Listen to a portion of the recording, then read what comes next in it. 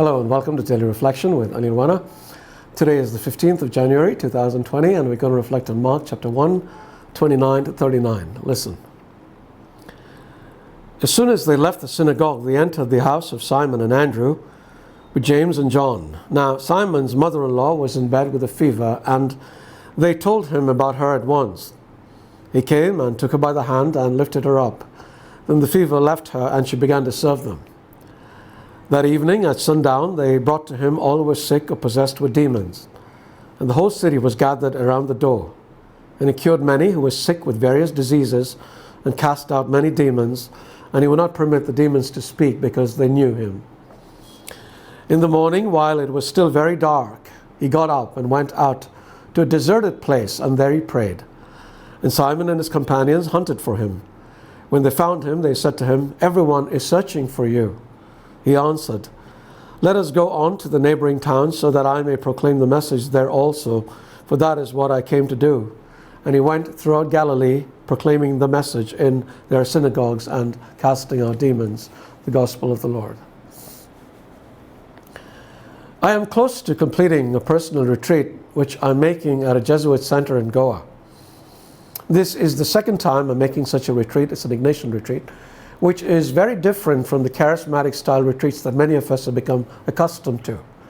While those tend to be very active with a lot of preaching and praise and worship, often loud, these retreats are very contemplative. You remain in silence except for some time that you spend with a guide each day, usually an hour or less.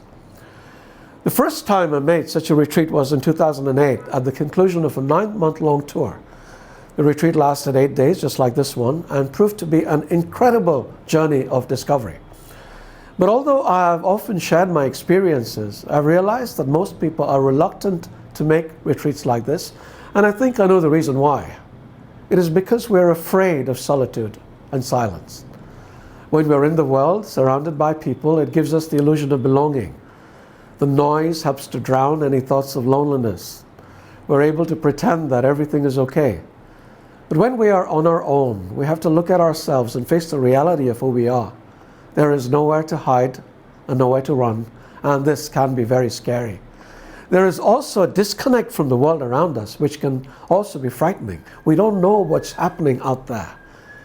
But this solitude can also be very liberating, because we soon begin to realize that we don't need the noise and we don't need the people. We don't need to know what's happening in the world because it doesn't really impact us at all. And this knowledge also frees us.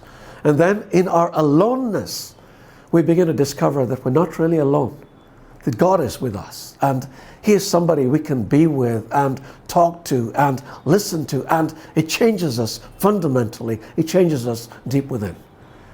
Jesus often went to deserted places to be away from the noise and the crowds. And now He invites us to join Him in such a place. It need not be in a retreat center like this one I'm in now. It can be in a little prayer area that you create where you can be alone with Him for a little while. As Jesus said once, when you pray, go to your room, close the door, and be with me in secret. Why don't you do that today? Why don't you do that right now?